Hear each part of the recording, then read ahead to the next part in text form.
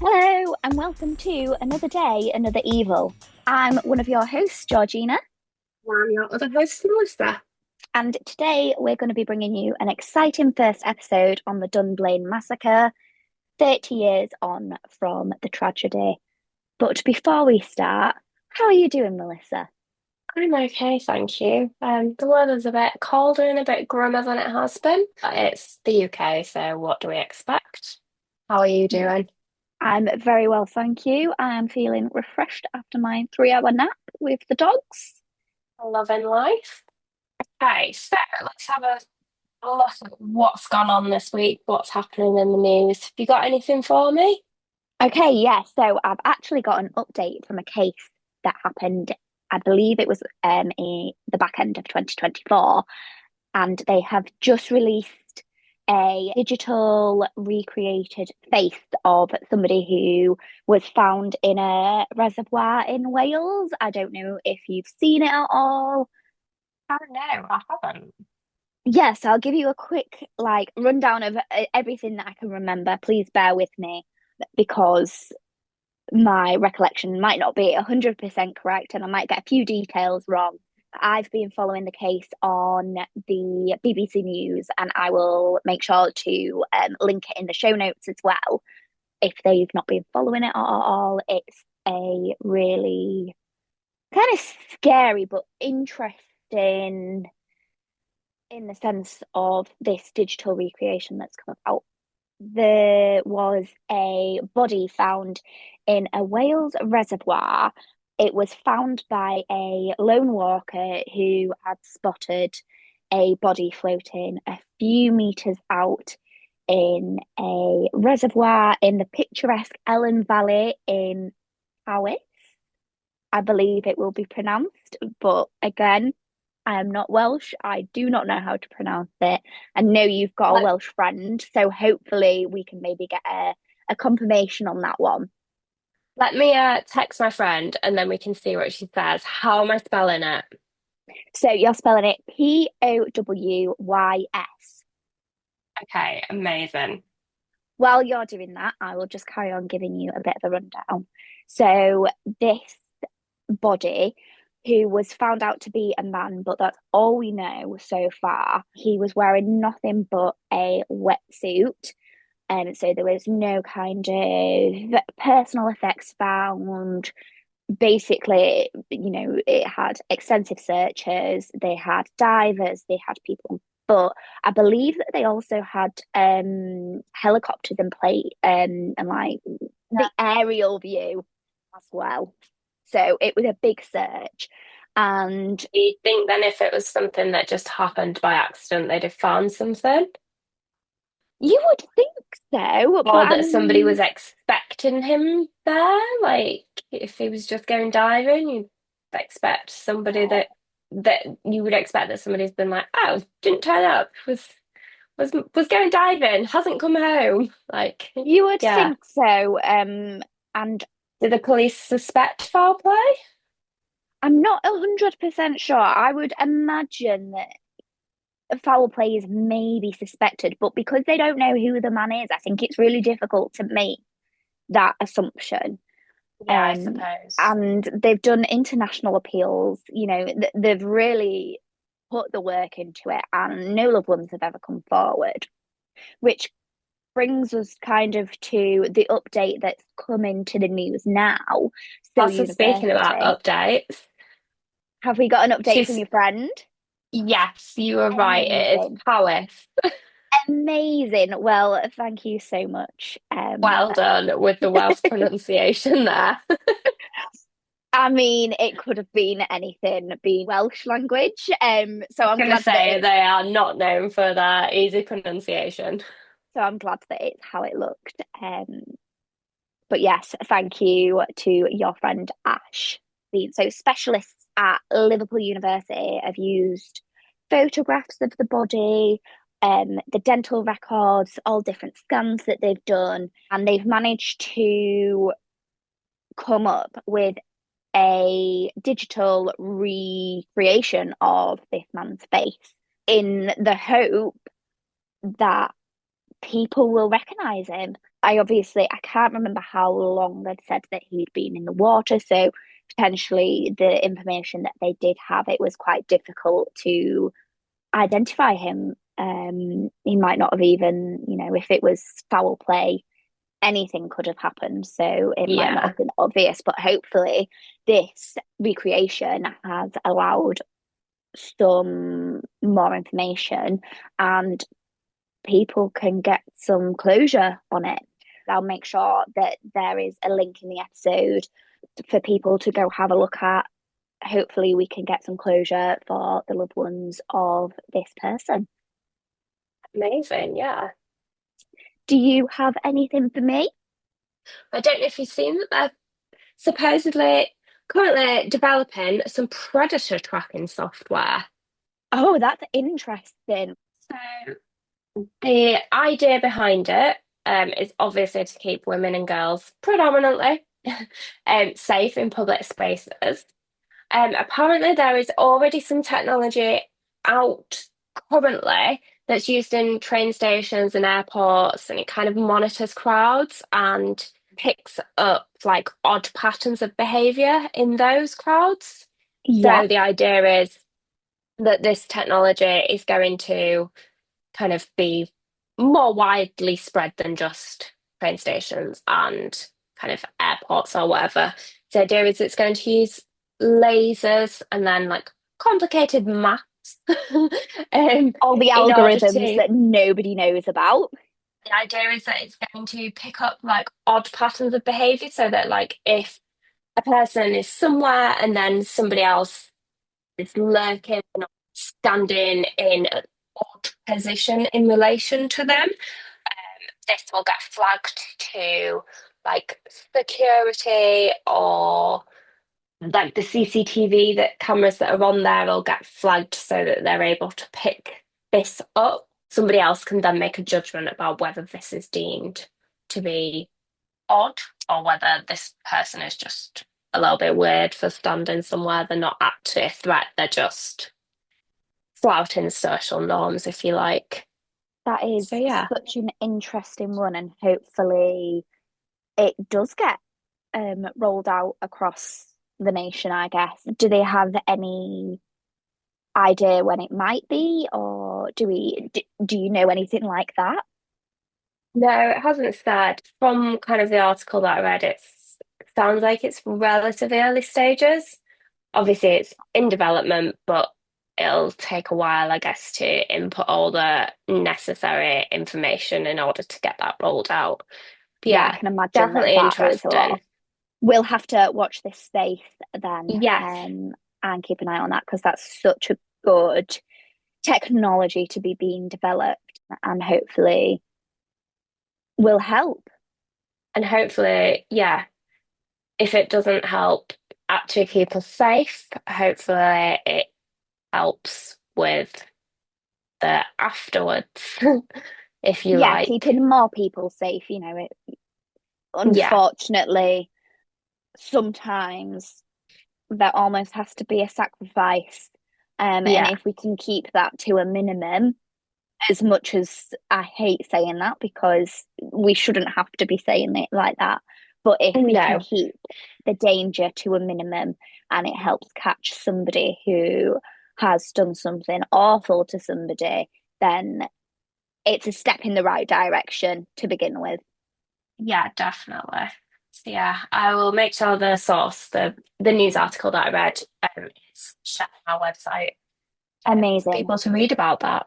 Yeah, Yeah, it's definitely an interesting one to keep an eye on.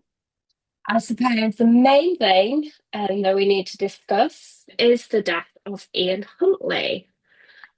Thank God, Yes. good Yes, riddance. absolutely. And we popped a little update on our social media, just wanting to acknowledge it. And our hearts will always be going out to the victims. Yeah, so for me, it happened in 2002. So I was 8, and obviously Polly and Jessica were only 10 and 11, or Yeah, both 10. I can't. They weren't much older than me, but yeah, I can vividly remember this happening, and I remember the picture of them and it's kind of think my that, first true crime memory in the sense that it was everywhere and it was very real and it was very apt to me because of how similar we were in ages. And obviously, growing up when we grew up, it was kind of, I don't want to say the introduction of like stranger danger, but I remember like as a child, mum and dad been like, don't get into cars, don't talk to people that you don't know. So for this to have happened was really kind of driving it home, I guess. But yeah, I can remember this. And then obviously it was horrible because it was somebody that they did actually know. Like it was the school caretaker and girlfriend worked there, didn't she? That Maxine who got like a yeah, can slap on the wrist basically. It's fucking diabolical. yeah. I think I that won't go off on a rant. I think that everybody in the UK will remember that picture of Holly and Jessica in their football shirts. It was everywhere. And even if you weren't like I was, Five. Yeah. yeah, and like so, that was very much the beginning of me starting to remember things. And I probably remember it from more recent times. But I Yeah. think if you were in the UK around that time or since, you will know that photo that we are talking about. It was massive, and I think the scary thing, like you say, was it really brought it home that I don't know if you were ever safe anywhere because Yeah. it was in the school. He was the school caretaker. It was just terrifying. Imagine parents at that time it must have really put a heightened kind of worry that, like you say, it really brought home that stranger danger. I was following this for a few days because he got attacked and then he was on life support and everything like that. And I remember thinking, it's ridiculous that he's on life support. Why are they not taking him off it? But I know that there are a whole other load of ethical issues and everything around that. And I'm not in a place to make that judgment on whether he No. should be on life support or not. It's interesting, isn't it? Because he was attacked so many times. And whether that is because, whether we heard about it as a public because the case was so infamous, or whether he was actually attacked more than other child predators because the case was so infamous. I'd love to know the statistics actually of like, obviously, child predators in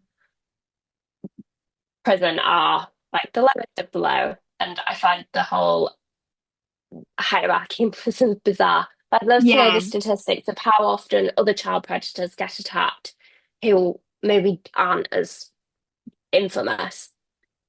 Like, Yeah, I if, mean, like you say, everybody in the UK has heard of this case. Whether it's Holly and Jessica that they know, whether it's the picture that they saw, whether it's the title that they gave it, like the Selham murders, or whether it's Ian Huntley's name. yeah, we'll have to have a look into the statistics and see if we can find something on that. I mean, I worked in a prison a few years ago. Obviously, you know that, but just to give the listeners a bit of background, kind of a high risk, long term prison. So it was the people that had done. There was big names in there. There was, well known people in there, and they had a totally separate regime, so they did not mix with people who were, Normal killers.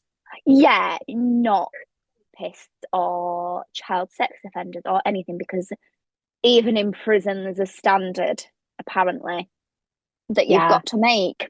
So I it mean, would I be can see the really, standard. yeah, Like it would be if really, you kill somebody by getting into an argument and losing your shit and punching them in the face, it's very different to raping a child or and then murdering. Like, yeah, but it is weird. yeah, we'll have to do some research on that and see if we can update our listeners on that. Yeah, I think it's important to kind of acknowledge that. I just hope that it brings a new light onto the story for Holly and Jessica and not for him. Yeah, yeah, I think you've got to remember at the end of the day, two little girls were horrifically murdered and didn't get to experience the rest of their lives. My heart will always go out to them, knowing Yeah. that they've lost something that we all got to experience. And hopefully, like I say, the focus stays on them and not on Ian Huntley. Do you have any good news to share? No, I feel like the world's quite depressing actually. There is a lot of bad in the world, but I actually Yeah. have a tiny little bit of good, and it's got nothing Oh, to do with true crime. Okay, so it's definitely good news for me. Maybe not so much for you, but uh, I have just seen a news article about coffee, and as you know, I'm obsessed with it. And it was on the Huffington Post website, and someone has done research, and basically, drinking coffee has seemed to slow brain aging down, which is no. great news for me because obviously there's all of this stuff around coffee and how, too much caffeine's bad for you and, it leads to jitters, bad night sleeps. There's all of that research done. However, said that there's evidence to suggest that moderate coffee consumption, and I don't think that I fall into this, but I'll try and get into this because it's I was gonna around. say you'll need to stop drinking as much coffee to hit Absolutely. moderate. But they're saying moderate coffee consumption is 3 cups or less a day, which they're saying is around 300 milligrams per day of caffeine. Linked to better heart health, increased longevity, and aging. So the study has been done with thousands and thousands and thousands of participants. I've not looked at the study properly. I've not looked at the problems with it and the errors with it or anything like that. I've just read the news article today, but basically they've said that it could slow brain aging and reduce dementia risk, which is Oh, a big thing for us because we have people in our family with it. So the paper involved 130,000 plus participants who were followed for around, I think it was something like 40 years ish. oh And wow. they've said that the follow up study, none of the participants had dementia, cancer, or Parkinson's at the start of the study. So the research basically found that the greater consumption of caffeinated coffee and I guess tea as well was associated with a lower risk of dementia and better cognitive function. And that was definitely more around the moderate caffeine consumption, like I said, around maybe 3 cups. However, it also says that even in the high consumption bracket, which I'm definitely over this as well because that's up to 5 coffees a day, the dementia risk was still lower Okay. and the cognitive decline seemed slower. So I'm gonna do some research into that and see whether my drinking of coffee will keep me younger for longer. Yeah, that would be great. So, and yeah, maybe I need to slowly slot myself into that moderate instead of Yeah, drinking maybe like 10 cups of coffee and tea a day. yeah. So now we've ended on a good Small news high. story. Yeah, let's depress our listeners by telling them all about the Dunblane Massacre. And Yes. that's over to you. Yes. Thank you so much.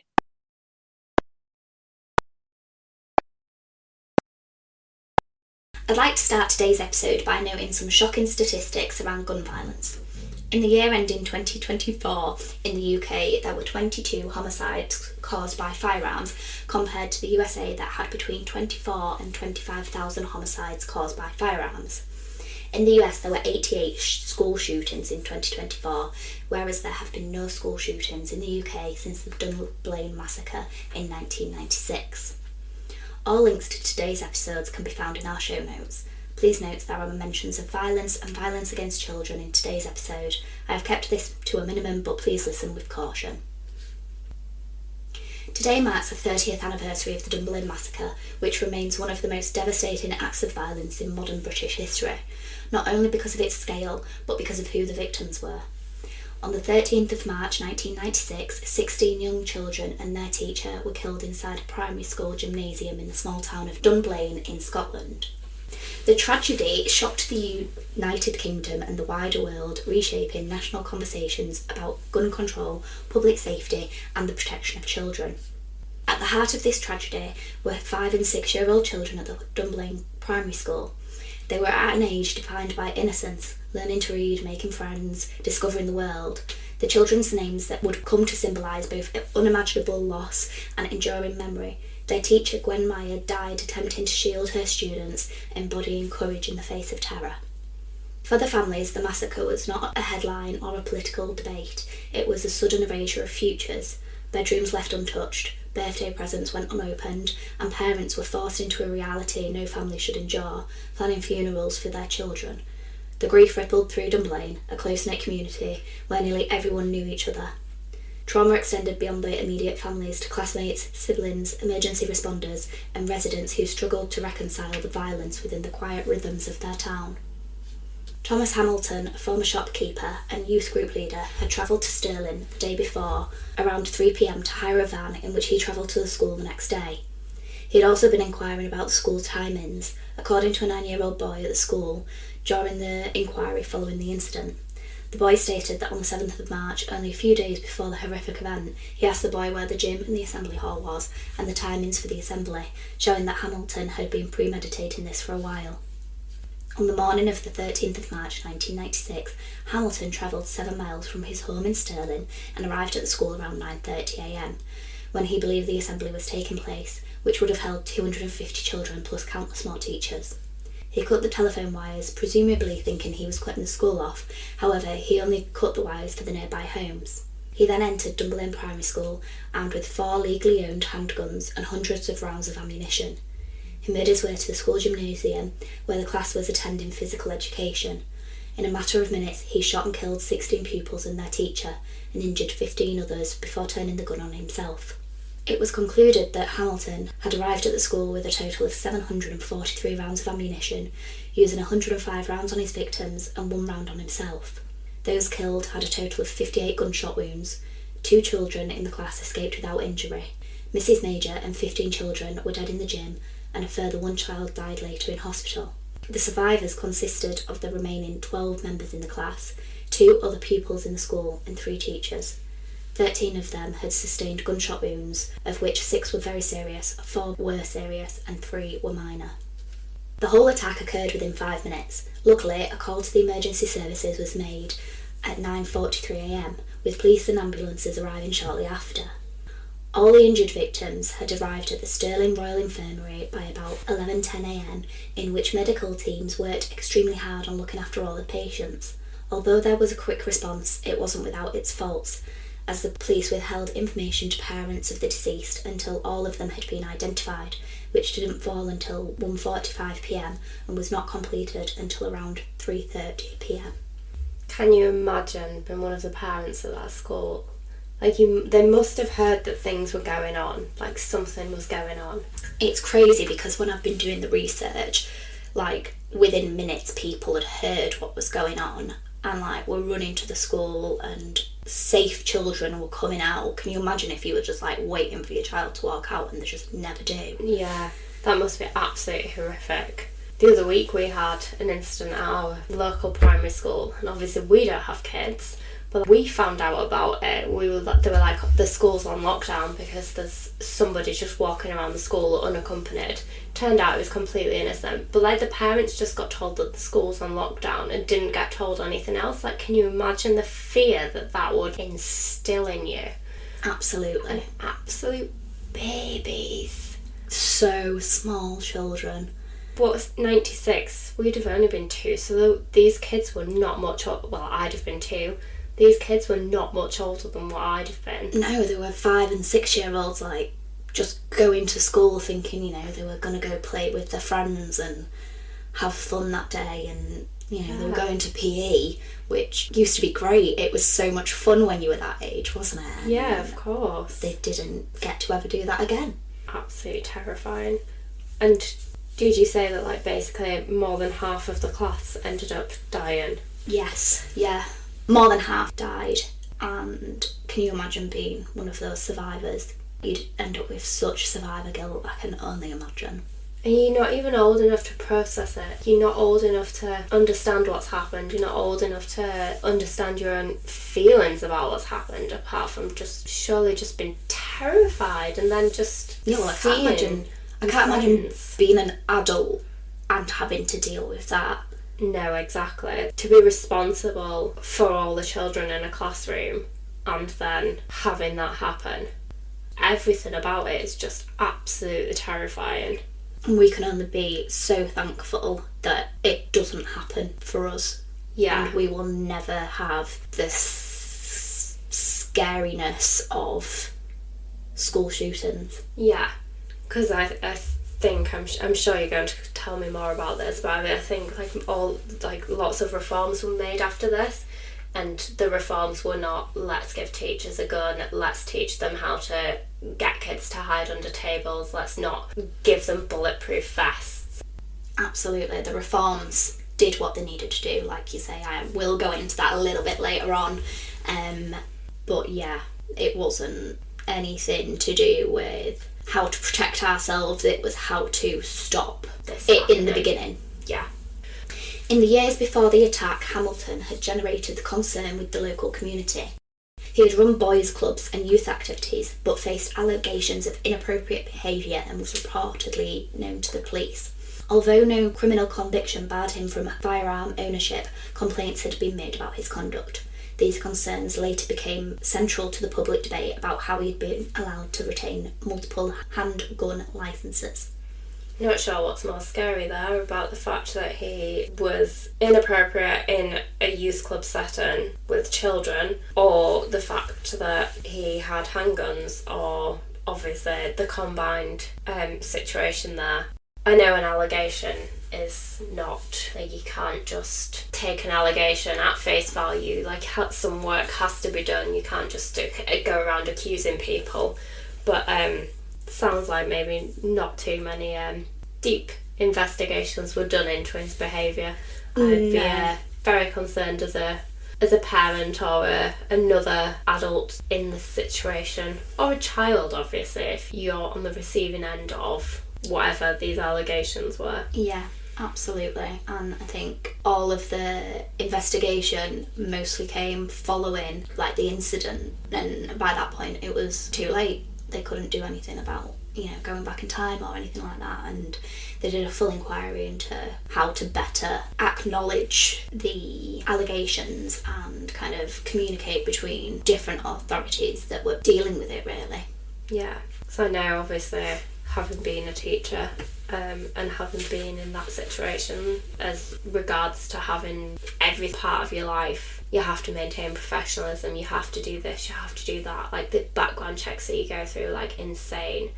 We obviously grew up in that age where social media was kind of just coming into its own, and it was a case of, you need to make sure that your social media is clean, it needs to obviously be privatised, because all these things are now looked at as part of background checks to work with children and vulnerable adults. Yeah, I'm not sure how absolutely, and this has played into that. I've tried not to focus on Thomas Hamilton too much, because, you know, that's not what we as part of the podcast want to be doing. We want to be focusing on the victims and victim focus, and very much about the great work that's come from this horrific event. And like, it would have been great that we didn't have to have such an awful thing happen to then end up being, you know, coming out with these reforms in gun laws. I've not kind of massively looked at all of his background. I mean, I have, but I've not put all of his background into this, but yeah, there was definitely a lot that could have been done to have stopped this from happening. And also the Hungerford mass shooting that I will allude to a little bit later on, but hopefully we might look at doing that as a future episode. But basically the Hungerford mass shooting ended up in, I think it was air rifles or shotguns being illegal, but it was still handguns that were legal. And the shocking thing is that the majority of the shooting done during the Hungerford mass shooting was done by handguns, and unfortunately they didn't go far enough, in my opinion, into restricting. Restricting the reform. Yeah. What do you need a gun for? Exactly. Like, just keep guns out of it. Yeah. And I know that, you know, the UK are not the best in terms of violence or anything like that. You know, our knife violence and everything like that is still, you know, lots of work to be done. Absolutely. And, you know, but at least guns aren't as much in our remit. Yeah, I'm not sure how we'd handle that, since we can't handle any other violent crime, so it's a good thing that guns are mostly out of the equation. Absolutely. Obviously, it does happen. We're well aware of that before anybody tells us otherwise. But yeah, less of a concern. I'm not worried about walking down the street and getting shot. Yeah, and it's something that we'll discuss later. I'll just quickly mention it now, but, you know, shooting somebody, I can imagine not an easy task, but I would kind of view that as less difficult than going and stabbing somebody or strangling somebody, because you can be metres and miles away from somebody to shoot them. Yeah, any other kind of violent crime that is easier accessible in the UK, much more personal. It's a much more personal crime, and you've got to be proper up and in somebody, which is just as scary. Yeah, I maybe think that might cause somebody to double think their actions before doing it, because of how difficult that must be. Yeah, it is definitely a lot easier to stand away from somebody and press a button, pull a trigger, do something that you don't have to confront your actual. And I think, I don't know if you're going to come on to this, but I think definitely with the well-known, if you like, school shootings, they all turn the gun on themselves. Surely part of that is they can't face with what they've done. There's obviously a lot of psychological things going on, and we're not qualified to diagnose them or anything, but yeah, I think it's a lot easier to do something impersonal and then turn the gun on yourself and not have to deal with consequences. Yeah. And I think that the parents of and families of all the victims would have quite happily watched Thomas Hamilton rot in jail for what he did, but he took the easy way out, I guess. Yeah. And I don't know whether you want to say justice didn't prevail, but they did what they could after the fact by looking at all the reform. Yeah. So yeah. Kind of doesn't help, does it? It doesn't help those victims, it doesn't help the families of those victims, it doesn't help anybody who was affected by that, but it wouldn't have been reformed if that hadn't have happened. It'd have just been a different case, or it might have even been lots and lots and lots of gun violence before it got reformed. I think the fact that it was such tiny children, like the outrage that must have caused. Absolutely. Very easy to prompt the government to make changes. Yeah, and I mean, I'll go on to it a little bit later, but the community that was built around this, not only just the parents of the victims, but also kind of like the other parents that, you know, were of survivors or were of other children in the school or were just concerned adults. They really ran with it and put pressure on the government, and it's actually quite shocking how much pressure they had to put on the government to get what they wanted. So back to what I was saying. Investigations following the massacre examined both his background and the regulatory failures surrounding gun licensing. The Cullen inquiry, led by Lord Cullen, concluded that while there was no single clear warning that predicted the attack, there were weaknesses in the firearms certification system and communication between the authorities. Hamilton's motives remain unclear. Expert evidence from a psychologist and psychiatrist as part of the inquiry concluded that Hamilton was not mentally ill but had paranoid personality with a desire to control others. His previous conduct leaned towards indications of paedophilia, further solidified following a search of his house. The use of this violence would have not been predictable. Evidence suggested that he felt resentment towards local organisations and individuals who had distanced themselves from him, and he may have harboured long-standing grievances. However, he left no definite explanation for his actions. I mean, if I'm showing paedophilic tendencies, I would expect people to keep the distance. How can you be surprised at that?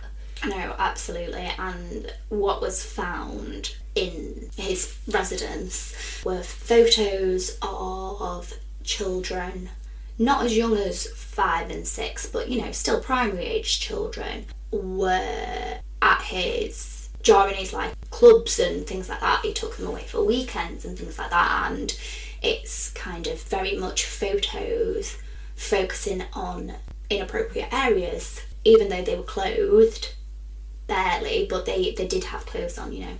Yeah, it was shocking that the police didn't do as much as they maybe should have done, because it was kind of noted to them beforehand. But like the inquiry says, if it's that kind of tendencies that you've got, that is not what you expect somebody to then do. No, but no link between, or not a strong link between being a paedophile and going out and shooting. Yeah, and lots of people. And I think it's bizarre. I mean, I'm not a psychiatrist, nor have I any sort of experience in that manner, but I can't believe that he targeted children having kind of been that way inclined. It just, to me, that doesn't marry up.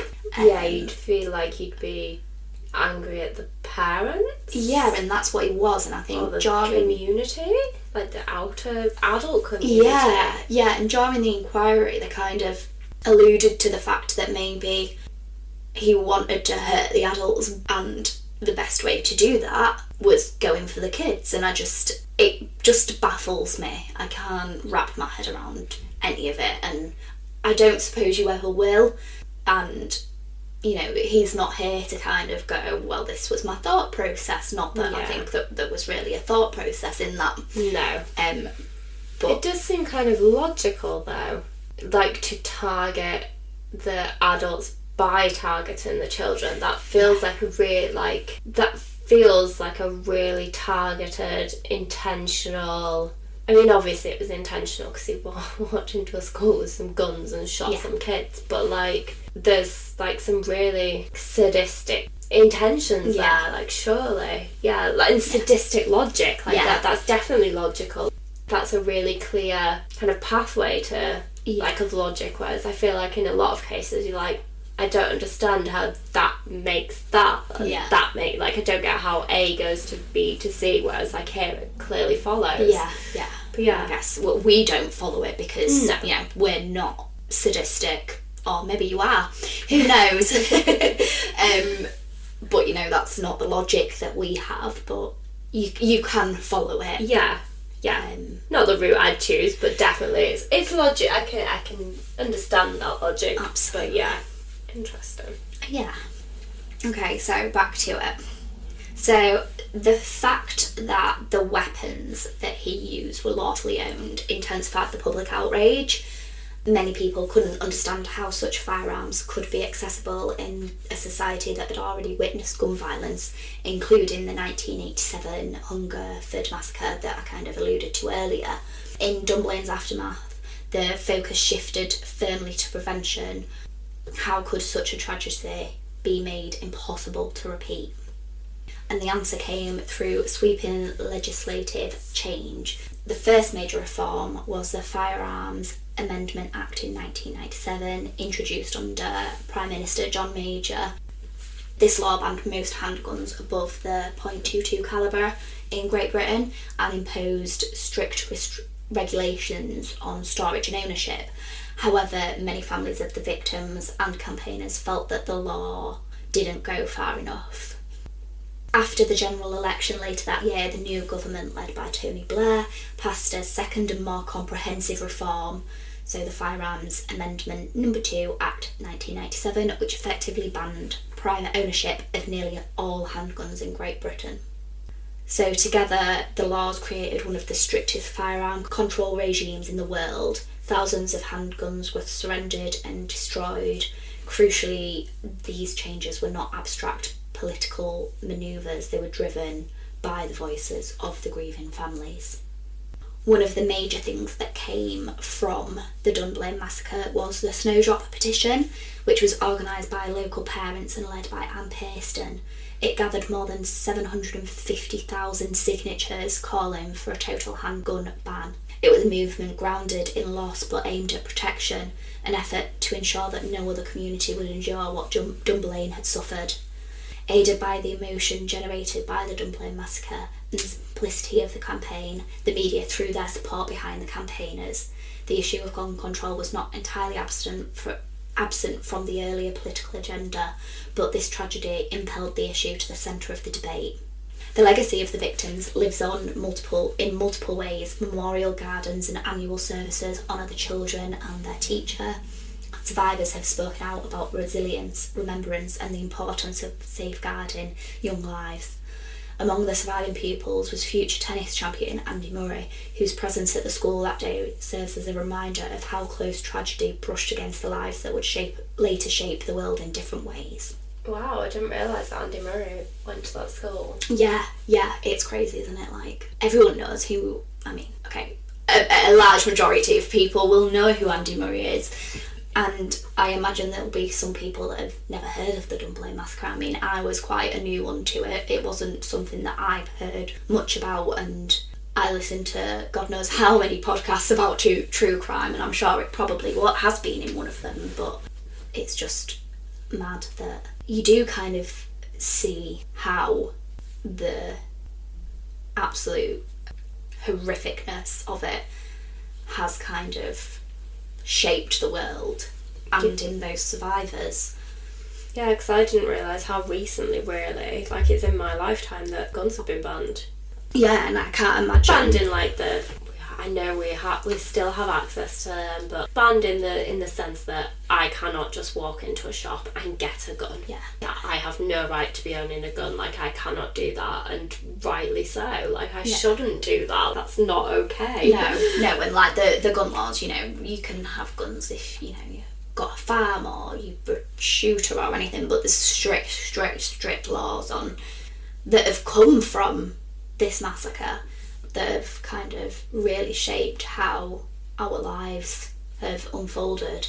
Like you say, that happened in your lifetime. You were 2 at the time, and I can imagine Mum and Dad would have been terrified if the reforms didn't happen. Like, that could have just happened to one of us. Yeah. In schools.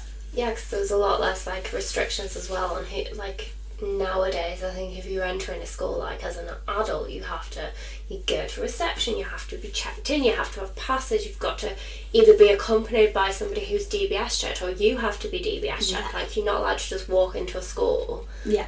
Because that always amazes me on like American TV programs where like the parents like walk in to like go see their kids in the classroom, and I'm like, who's letting like just random adults just walk into a school? Like, what is wrong? Yeah. And like, is this normal? Like, is that something that's actually done, or is it just a TV thing? Yeah, absolutely. But, that just would not happen here. You cannot just walk into a school like as an unaccompanied adult. No, and like you say, what was it, last week when somebody was unaccompanied and the whole school went into lockdown, like, and rightly so, it should go into lockdown, and it should be kind of made a big deal. Whereas, like you say, in America, maybe that's something that they need to look at. Yeah, definitely. Okay, so last night I watched this, but it was released at the end of February 2026. the Dunblane tapes, which was broadcast on Channel 4, it offered a deeply moving and intimate account of one of Scotland's most tragic events. Told through previously unseen footage filmed by a bereaved parent, the documentary presented a profoundly personal perspective on the aftermath of the massacre. The approach that they used gave the film a unique emotional depth, allowing viewers to witness not only the devastation experienced by the families, but also the strength and resilience that emerged in response to an unimaginable loss. A central focus of the documentary was on the Snowdrop Campaign, founded by relatives and supporters in the wake of the tragedy. Determined to prevent such an atrocity from happening again, the campaign called for stricter gun legislation in the United Kingdom. Through peaceful activism and sustained public pressure, the campaign played a significant role in influencing changes to gun laws. The film highlights how collective grief was transformed into purposeful action, demonstrating the power of civic engagement in shaping national policy. I'd like to share with you a speech that Anne famously delivered in the Labour Party conference some 6 months after the atrocity, shown on the documentary to be so moving and powerful she brought delegates to tears. Dunblane was a cold, premeditated massacre, well planned in advance. He went in with 743 bullets, enough ammunition to kill everyone in it. He fired at children and the teachers as if at targets, some of which received 7 bullets. Some fired at point-blank range, down into them where they laid injured. He fired at injured children as they tried to crawl away, again and again and again. 3 minutes, 1 pistol, 105 bullets fired. 17 dead, 14 injured, and 1 child who stood and watched it all. Complete handgun ban is the only answer to Dunblane. Dunblane paid the price for the compromise after Hungerford. This time, there is no compromise. I would like to leave you with this final thought. Yesterday was a little girl's 6th birthday. She got cards and flowers, but she wasn't there to blow out the candles on her birthday cake. She was Sophie North. Compromise cost her her life. Thank you. The documentary also explored the role of music in communal healing. In 1996, local musician Ted Christopher wrote to Bob Dylan seeking permission to adapt his song Knocking on Heaven's Door by adding a new verse in memory of the children and teacher who were killed. With Bob Dylan's approval, the reworked version was recorded and released in December 1996. The single featured brothers and sisters of the victims singing the chorus, with guitar accompaniment by Mark Knopfler. Don't know how to pronounce that, I'm sorry if I pronounced it wrong. It reached number 1 in the UK charts and all proceeds were donated to children's charities. This act of artistic collaboration became both a tribute and a means of support, reflecting the community's determination to honour those lost through compassion and solidarity. I obviously can't play the song to you all, but I would urge you to go listen to it because it is really powerful. Listening to it, it brought me to tears, and I'm not one to cry at the TV. But yeah, it was on Top of the Pops, which is a nice throwback to 1996. Yeah. And yeah, like I said, it went to number 1, and it is just a powerful, powerful song. I can't believe that the children, like the victims' siblings, were singing, and that must have been insanely difficult for them. Absolutely. And one of the families in the Dunblane tapes, you see one of the victims' brothers, and he's tiny himself, and he was 2 years older than the victim, and he's talking when he's a little boy, and it's a homemade movie tape like we have, and yeah, he's like, oh, should guns be banned? And he's like, yeah, they cause violence, it kills people. And the dad's like, oh, do you know somebody killed? And he's like, yeah, my sister Emma. And it is just heartbreaking. But yeah, he was a big part of kind of all of it. He went to London for all the campaigning. Yeah, all the campaigning and the political bits, and going to the House of Commons and the House of Lords, and everything, and you see him in the videotapes and he's just there as like this little boy curled up asleep.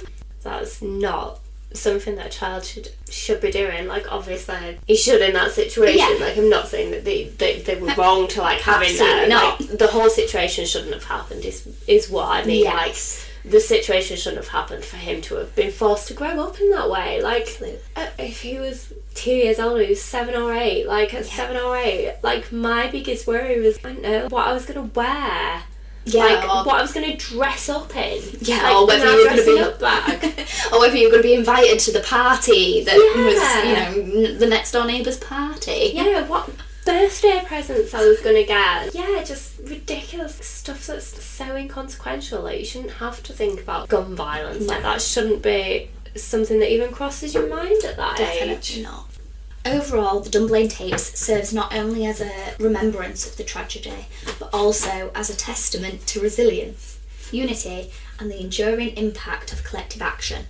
Through activism and artistic expression, the people of Dunblane transformed profound grief into meaningful and lasting change.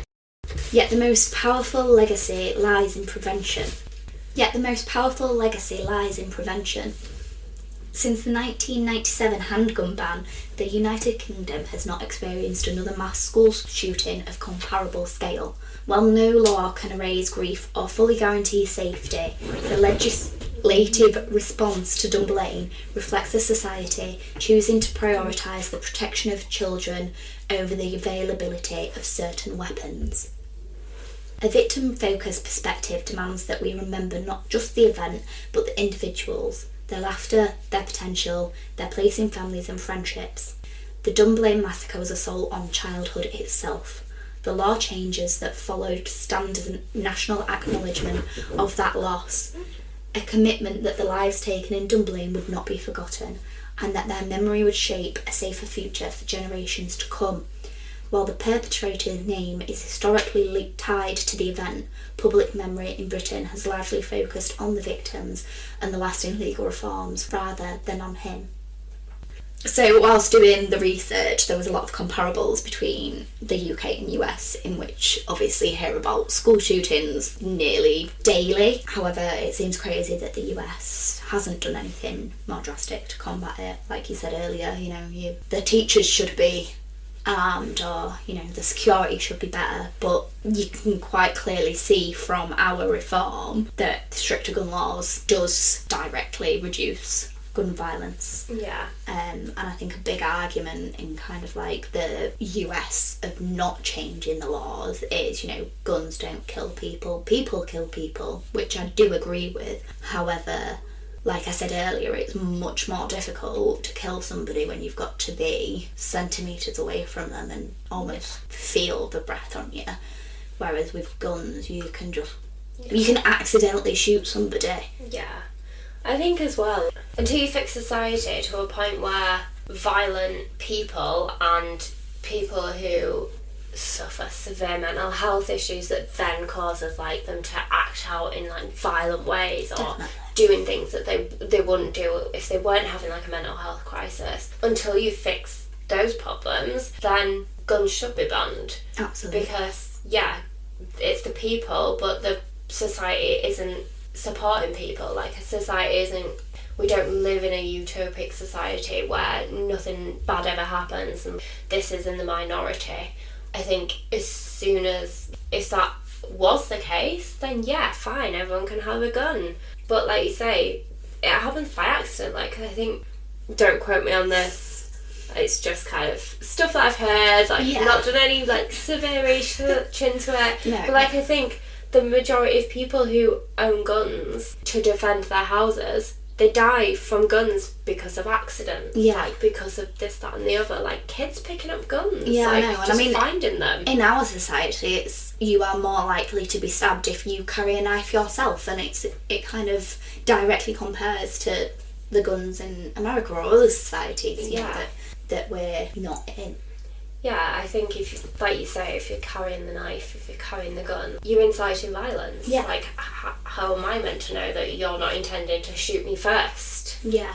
Like, if we both have guns, like, that's not, it's just it's a very, very bizarre, like, mindset to have.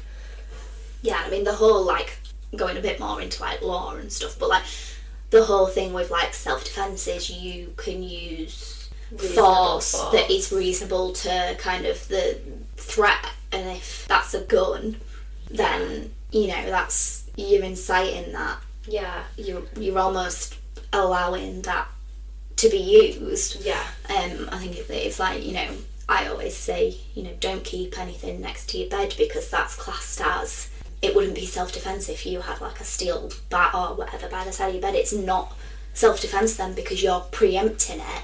Yeah.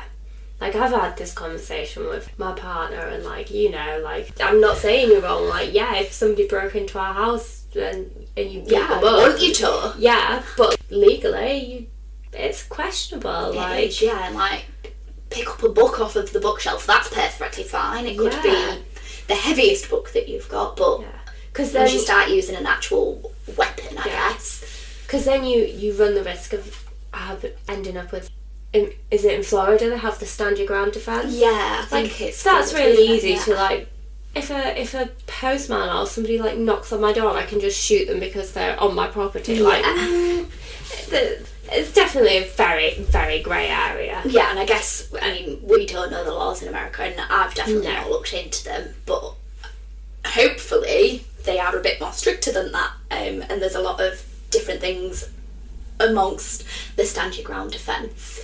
Yeah, I think you hear about the extreme cases. Absolutely, you do everywhere. Of course you do, yeah. There's so many cases out there. I mean, they just don't get mentioned because they're not newsworthy enough, I guess, which is rubbish. But, like, it's a load of bollocks. But every case deserves discussion. Every victim deserves to be remembered.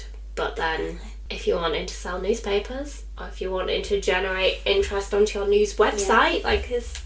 You need an eye-catchy thing. Yeah. And something that's gonna... And punching somebody in the face because they broke into your house doesn't make news, unfortunately. But yeah, reasonable force, I think, it's definitely a grey area. But yeah, take away the guns and there's no argument. Like. Yeah, definitely no argument. So, to end this episode, I would like to remember all of those killed in the Dunblane Massacre. Gwen Mayer, 45. Charlotte Louise Dunn, 5. Sophie Jane Lockwood North, 5. Victoria Elizabeth Clydesdale, 5. Emma Elizabeth Crozier, 5. Melissa Helen Curie, 5. Kevin Allen Hassel, 5. Ross William Irvine, 5. David Charles Kerr, 5. Myri Isabel Macbeth, 5. Brett McKinnon, 6. Abigail Joanne McLennan, 5. Emily Morton, 5. John Petrie, 5. Joanna Caroline Ross, 5. Hannah Louise Scott, 5. Megan Turner, 5.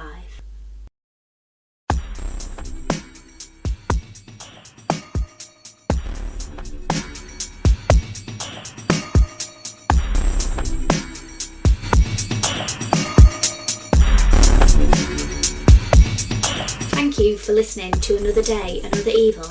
This show was written and hosted by Melissa and Georgina Scorer.